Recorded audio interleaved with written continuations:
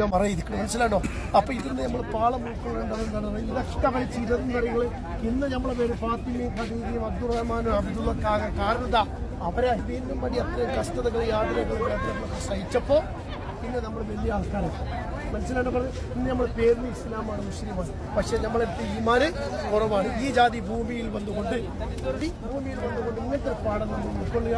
ഇൻഷാ അല്ലാഹ് ഇവിടുന്ന് പോണിൻ്റെ റസൂലിന്റെ രക്തം പോകുന്ന സ്ഥലമാണ്. എൻ്റെ റസൂൽ എനിക്കും വേണ്ടി ശ്രമിച്ച സ്ഥലമാണ്.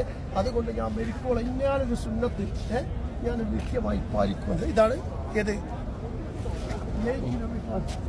മലതാ ഉഹുദ് മല എത്ര കിലോമീറ്റർ? 7 കിലോമീറ്റർ. ഇതൊക്കെ അറിയോ?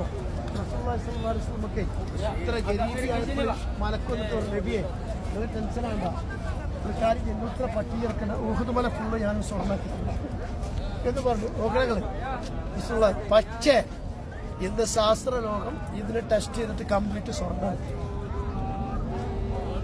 റസൂലുള്ളാഹിയുടെ ഹദീസ് ഉണ്ടെന്നുണ്ടെങ്കിൽ ഇന്നീല അജിദു റീഹൽ ജന്നതി മിൻ വറാഇ ഉഹുദിൻ, ഉഹുദിന്റെ പിന്നിൽ നിന്ന് ഇടയ്ക്ക് എനിക്ക് സ്വർഗത്തിന്റെ വാസന കിട്ടുന്നു. മുസ്തഫ നബി എന്താ ഹദീസ്?